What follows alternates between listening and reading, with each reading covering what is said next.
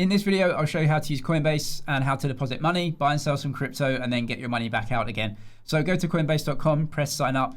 You just need an email address and a password. I'll leave the link below to sign up for Coinbase if you need it. They don't usually do offers when you sign up, but they may do when you're watching this, so you can find out the details via that link. During the sign up process for Coinbase, they're going to push you to perform KYC. That stands for Know Your Customer, and it's just the information about who you are. So you need a passport or an ID card, something like that, and then your legal name, your address, and everything, and where you live.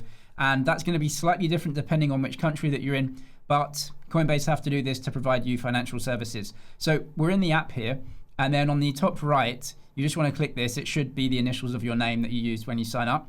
And I'm going to go to settings. Now, during the sign up process, Coinbase are going to automatically push you to do this. I've already done it, but you can get to your details here as well. You want to go to accounts right here. So click that. And then that takes us through to this. And you can see that they've asked for a phone number, a legal name, residential address, everything like that. And you have to give them a copy of either a passport, ID card, or something like that. Once you've signed up with this, then they can actually let you deposit money and trade assets on the platform. The easiest way to make a deposit into Coinbase is through a bank transfer. If you can use Coinbase in your country, Coinbase are going to have really great bank transfer options. So just make a bank transfer from your banking app. There's a couple of different ways to do this, and it will change a little bit depending on which country that you're in. So down on the right-hand side here, just by my head, it says deposit cash. So I'm just going to press this. And for me, there's a few different options in my region. So in the UK, we have this easy bank transfer option. All fintech apps in the UK, like Revolut, Wise, Coinbase, if you're using your phone especially, what they can do is basically log into your bank account. So within the Coinbase app, just press easy bank transfer. And it's going to say how much you want to deposit. And then it says select bank. Now, if you have the banking app on your phone, which is going to be really easy, or if you can log in on your computer as well, it's going to automatically go over to the bank that you use. It's going to ask you to log in with your banking details, and then it's going to link your Coinbase account to your bank. And you can just go into your bank and say how much you want to send from your bank into your Coinbase account. You don't have to enter any details or anything like that. That's really great for the UK. It may not be available for you if you're in the US or Europe or something else. In any case, if you can do that in the UK, great. If not, then the other way is just to manually transfer it in via a bank transfer. So I'm going to go to deposit cash again, and down here it says bank account. UK bank account for me, but you can see I've got a bank account number at Coinbase. So I've got a reference number here and my name. So that's the name that I've given during KYC. And for me in the UK, it would be a sort code and account number. It might be an ACH number or a wire number. In the US, in Europe, it might be a SEPA number, like a SWIFT code or something. So you'll just have to figure out your banking system, but it's going to tell you exactly what you need to do, which is go to your bank and send a payment over to your banking details in Coinbase. So it's going to give me the bank details, the account number, everything, and then the reference number. If you get given a reference number, then you have to put that in as a reference when you send the payment, because that's going to tell Coinbase which account to credit. Don't leave that off, right? If it's there. In other countries, you may get a unique bank account number for your account in Coinbase where you don't have to put a reference number in. But that's the easiest and cheapest way for the most part to get some money from your bank into your Coinbase account. Once you've made a deposit into Coinbase, they should show you your balances up at the top of the app here now. They split balances between crypto and then cash and stable coins. Crypto is like Bitcoin. Cash and stable coins is fiat currencies, and stable coins, which are crypto versions of fiat currencies. So let's press cash and stable coins. I've got some pounds and some USDC in here. Pounds is a fiat currency.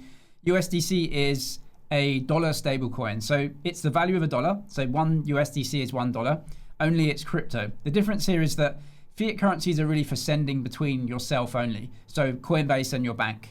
And that's how you get money in and out. For stable coins, these are crypto assets, and so these are much better if you want to send money to someone else or you want to send money abroad and they have a crypto account. It doesn't have to be a Coinbase account. It could be something else, but crypto is obviously sent on crypto networks, and so you can send money abroad much more easily, and you can switch between fiat and crypto very easily in the Coinbase app as well. Also, with these different versions, you might get some different offers. So for example, if you have Coinbase One, which is a monthly subscription, I believe, so you pay a little bit to get the subscription, and then they can give you, at the moment, 3.5% APY on USDC, a US dollar stablecoin. Down here, there are also cash savings as well that you can get some interest rates on. But again, this is going to change depending on your country.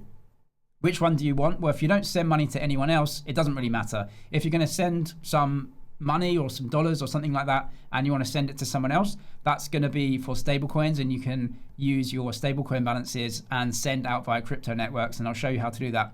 For crypto right here, we're going to go ahead and buy some, but you should see a list of your crypto assets. As you can see, I've got some Bitcoin here, and any offers that you can get with those crypto assets, they'll be down here. So I don't have any staking assets, but if you did, they would say, hey, do you want to stake the assets? And then you might be able to get some APY for them, which we'll go over in a second. Now I'll show you how to buy and sell crypto on the Coinbase app. So I highly recommend using Coinbase Advanced. This is the Coinbase app, and this is fine to use if you want to look at balances. But if you want to trade crypto and fiat currencies or anything else, go to Coinbase Advanced. The reason being is that the trading fees are much, much cheaper on Coinbase Advanced. I can't recommend using this swap feature here. It's easy to use, but the fees are astronomical. So definitely don't use this. Go over to Coinbase Advanced, just click the toggle, and you immediately get much cheaper trading fees. I think the trading fees start at around 60 basis points here, whereas in the Coinbase app, you'll be paying 1 to 2% for the same thing. So don't use that and use Coinbase Advanced. So I have some US dollar stablecoin and some pounds. So I'm going to switch that into a crypto asset. So what we're going to do is go up to the top here, this icon right here, and we want to figure out which asset that we want to buy. Now I have some pound sterling and some USDC, so I can use the value of either of those assets to trade into crypto like Bitcoin. And what I have to do is go ahead and find the trading pair that I want to trade. So let's say that I know I have some pounds in my account and I want to go ahead and trade Bitcoin. So what I need to do is find the trading pair of pounds and Bitcoin, because I'll be selling the pounds and buying the Bitcoin. So that's right here, BTC GBP. That's the trading pair that I would want. Let's say that I've got some USDC in my account. Well, then I would need to find the USDC Bitcoin trading pair, which is this one. And if I've got some euros in my account, I just have to find the euro and Bitcoin trading pair. Whichever country that you're in, your local currencies are going to be supported, right? So let's say I have some USDC. Let's click Bitcoin USDC. And this is now the trading pair that we can see is Bitcoin USDC. So this is the exchange rate, and we can go ahead and enter our orders. All we have to do is tell the system exactly what we want to do. So up in the top right, we can either tell the system we're a buyer or a seller. Now we're trading Bitcoin USDC, so buying Bitcoin or selling Bitcoin, and the other side of the pair is USDC. So if we're buying Bitcoin, we'll be selling USDC. If we're selling Bitcoin, we'll be selling that and buying USDC. And that's the trading pair that we trade. If you want to trade into a different asset, go and find the different trading pair. So let's say that I'm a buyer. It's going to tell me my available USDC, as you can see here. And you can obviously deposit more assets if you want, which I'll show you in a second. USDC amount, so we can choose that right here. You can just use a toggle slider, whatever you want. And it's going to give you exactly how much Bitcoin that you can buy. Crypto is traded in fractions, so you can trade any fraction of a Bitcoin. We give the price quote in units. So the unit of Bitcoin is 1 Bitcoin. So 1 Bitcoin is currently trading at $70,000. We can trade any fraction of that. So I can buy $5, $10, $100, doesn't matter. So you can just put that in and tell the system, I want to spend $3, right, whatever it is. And it's going to say, yeah, that's fine. And this is your subtotal. You can see the fee here that they're charging. And you can press buy BTC, and that's it. You pay 60 basis points, I believe it is, when you trade. And if you don't trade, you don't pay anything. So you can go ahead and do that. And then you sell the USDC, buy the Bitcoin, or sell the pounds and buy the Bitcoin. Now, the other way of doing this, if you want to specifically choose the price that you want to trade at, we can go up to the top here and press limit order. Limit order also lets us choose the price that we trade at. So let's say that I also want to buy this amount of Bitcoin. And now we can enter the exact price that we want to trade at. So let's say that I want to pay 68,000 per unit of Bitcoin, and that I want to trade this amount. Well, down here, it's going to work out exactly how much that's going to cost me, because we're doing the price times the amount and the fee. Now, the difference here is that what I'm telling Coinbase is I'm willing to buy Bitcoin at $68,000 per Bitcoin. But the current market price is $70,000 per Bitcoin. That means there's loads of people that are willing to pay more than me, right? I can tell Coinbase that I'm willing to trade here, but obviously if people are willing to pay more than me, we can't trade straight away because those people will be trading the Bitcoin before us.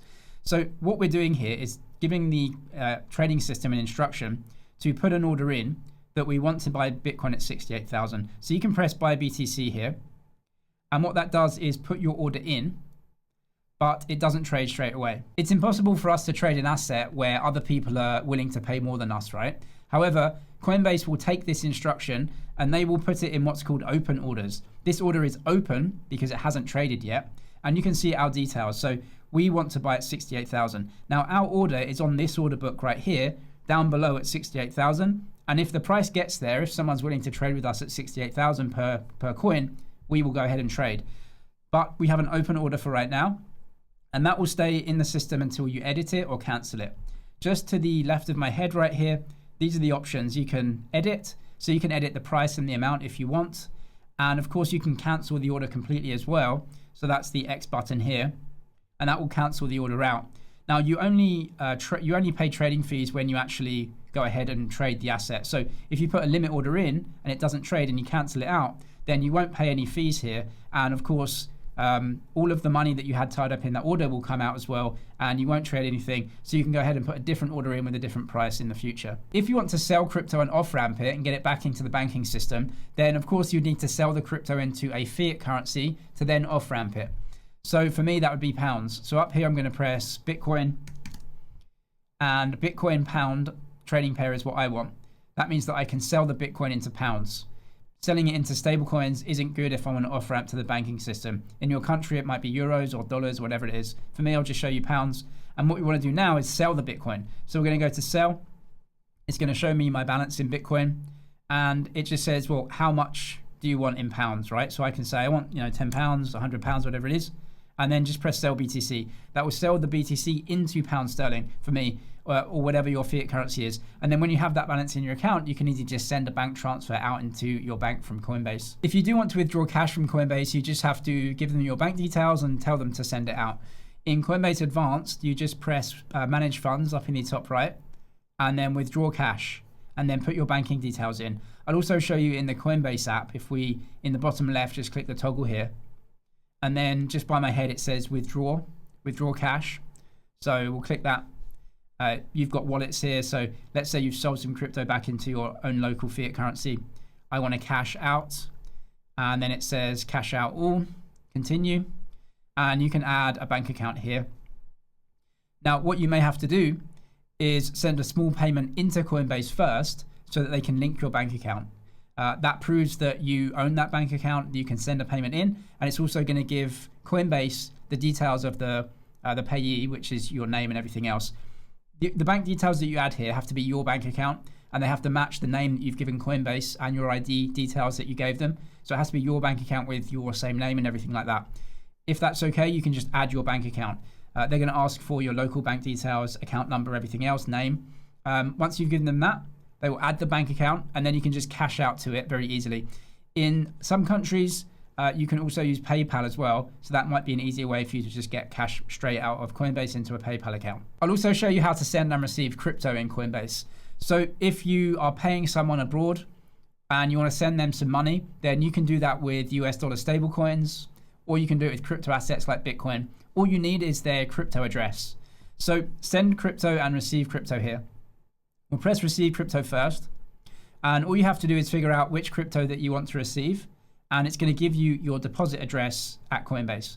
So let's say that I want to deposit some Bitcoin. I'm going to press that, and it says which network do you want to use. So I would highly recommend the Bitcoin network here. These aren't really Bitcoin. These are for different use cases. But let's say that you want to receive some Bitcoin in the Bitcoin network. I'll press this, and here's my address. So that's it. That's your address. You can copy your long address here, or you can scan it if you have a phone, and you can use the Bitcoin network if you have Bitcoin somewhere else. That will be deposited into your Coinbase account.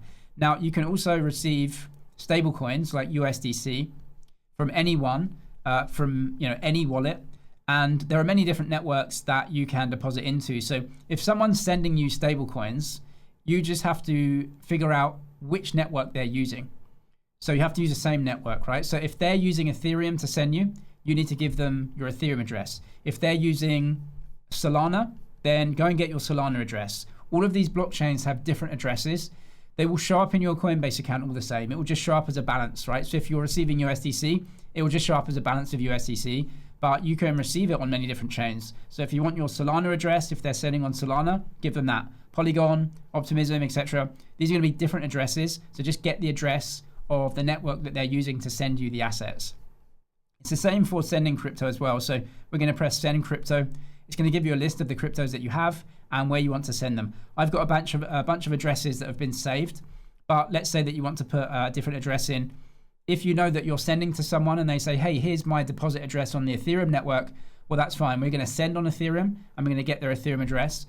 So put that in here. I've got some favorites, so I'll just click on one.